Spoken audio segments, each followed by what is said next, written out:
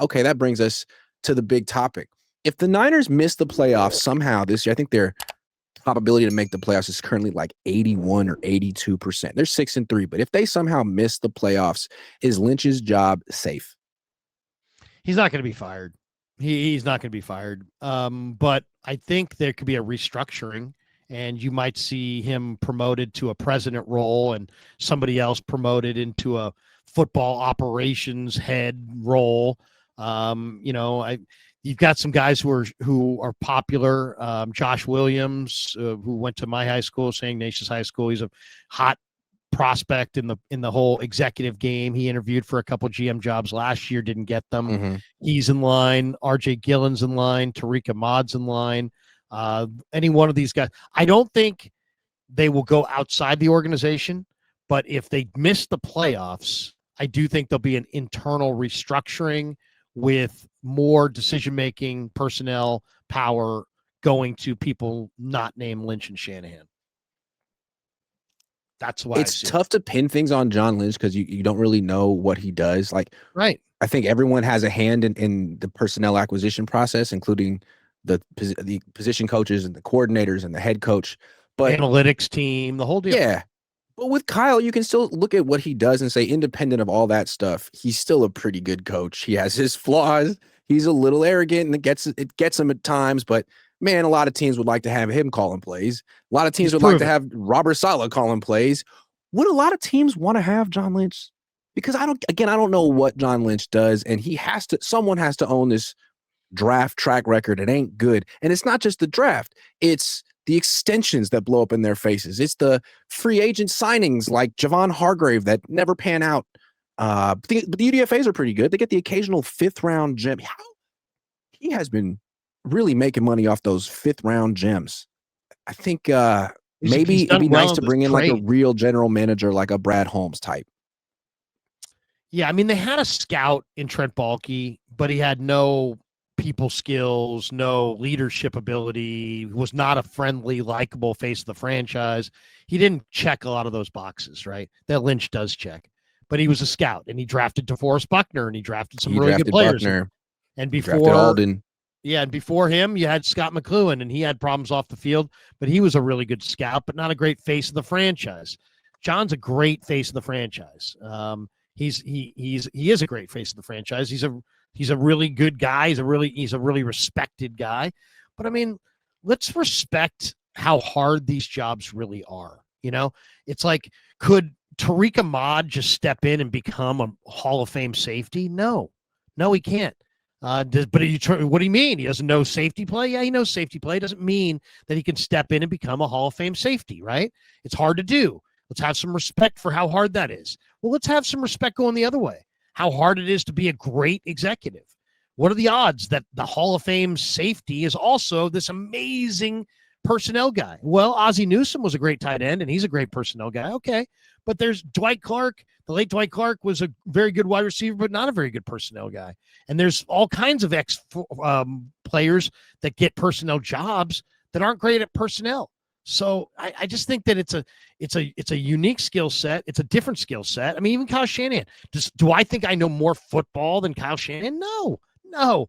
But when it comes time to evaluating players, Kyle Shanahan's ability as a play caller and a play sequencer and a play designer is not the same skill set as those 5 guys are all 6'4", 280. Tell me which of them's a mailman, which of them's a Canadian Football League player, which of them's an NFL backup, and which of them's a Pro Bowler, and which of them is a Hall of Famer. You know what I mean? You got to be able to differentiate and be that good at that. And I don't think that's his skill set. I think his skill set is he knows how to call plays and sequence plays, and it's a different skill set. So we shouldn't just defer. I mean, Shanahan traded up for Dante Pettis. He traded up for Jalen Hurd. He traded up for C.J. Beathard. He traded up for Trey Lance. He traded up for all these guys.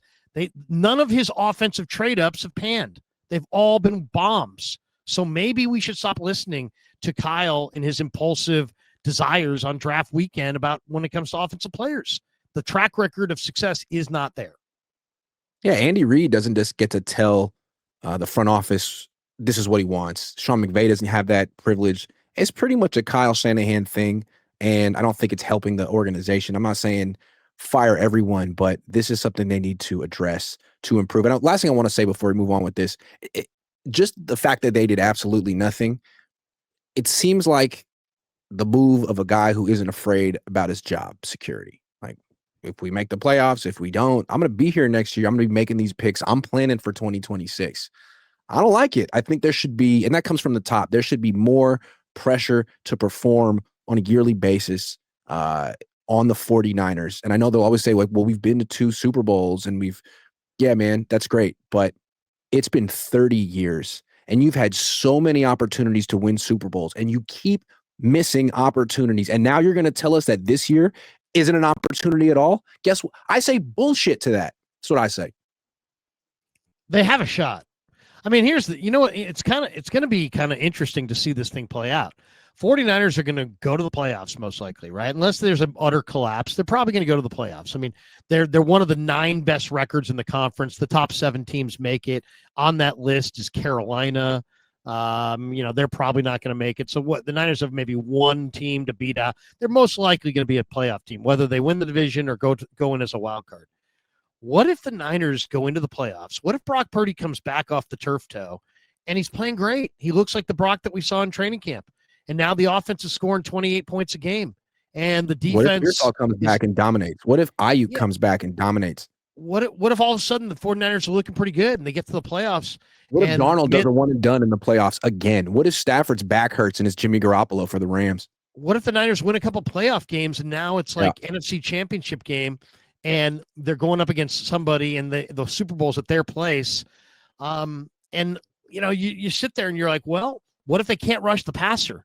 At that point, are they going to be, and they probably can't, at that point, are they going to be like, maybe we should have given that 3rd for Jermaine Johnson. Maybe we should have given a 4th for Arden Key. Maybe we should have added somebody. I don't know, but they are acting like they're entrenched. There's no pressure on them to win this year. And no matter how this year goes, they're all back next year doing the same damn thing. But once again, I guess I would ask the same question that I've asked to Dieter and others who have said that their mindset is 2026. Is Trent, Kittle, Bosa, CMC, Fred, are any of these guys really going to be better next year? Even the guys that are hurt, they're still going to be coming off of major injuries a year older. Is it realistic to think that Fred Warner, a year older, coming off a major injury, is going to be better than he was a year younger and pre-injury? That's illogical. That makes no sense. So this whole what they really weren't about 25, they're really about 26.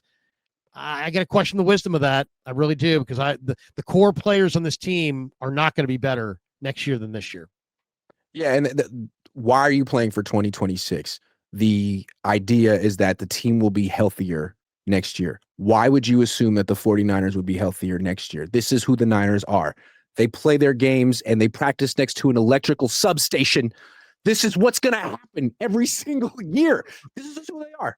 Who knows why? It could be because of that. It could be because of football karma. It could be completely fluky. But the one thing you can count on is them having tons of freaking injuries every year. So why wait till next year? You happen to be 6-3 in spite of all of that shit. This is the year. It's at your next year. You got the Chiefs on your schedule, the Broncos on your schedule, Chargers on your schedule, the Eagles on your schedule. Yeah, maybe next year is the year for you. Maybe 38-year-old Trent Williams will be better than 37-year-old Trent Williams. It's totally possible, but I don't know. It's not the path I would have taken. Sometimes you have to just seize the moment. It feels like a moment. And you know what? It could be Mac Jones' moment, man. Who knows? Maybe if you gave him like a full team. Yeah, that's the other thing. What if Mac Jones is spectacular in the playoffs? Right. But the other thing is where I think the Niners look at themselves, but they should be looking at the rest of the league. Green Bay lost this weekend. Carolina beat Green Bay in Green Bay. Detroit lost at home to Minnesota, and their line looks bad. Green Bay lost Kraft. I mean, there's guys going down left and right. I don't see a Philly team from last year that just looks like a juggernaut. I see a team that this Philly team lost to the New York Giants a couple weeks ago. That's all you need to know. It's the kind of year where a team's going to get hot in January. It could be any team. It could be almost any team. Why not the Niners? Well, because they didn't necessarily get what Keon White was nice. That's a nice little move, but Michael Williams goes down and you do nothing. I don't like it. You're going to lean your whole season on Keon White and Cleve Farrell? I mean, I'll say this. I'm going to do a video on this later today. There are probably some decent defensive ends on practice squads out there. They got to go after them. I know Mo Kamara is in Tampa. I know Kamon Rucker is a pretty good rusher. He's in Baltimore. They got to have to find somebody. This is the only pool of talent left for them to shop in is poaching somebody else's practice squad player. And they probably should get aggressive on that front and see if they can find some unearth some gem like they do as with undrafted free agents, because they still need help. I mean, what's going to make Stafford not throw for 4 bills on Sunday? Cleveland Farrell. Yeah. You know who was the big winner today? Cleveland Farrell. You know who's doing backflips in his condo in Santa Clara? Cleveland freaking Farrell, man. What a vote of confidence for big Clee. Hey. I'll say this: Clee did look good in this game. He did, and he's in shape. He's in shape. Yep. I mean, it's a weird thing, but once again, I mean, it's just so easy to envision them needing more pass rush than they have, and I just don't know where it's going to come from.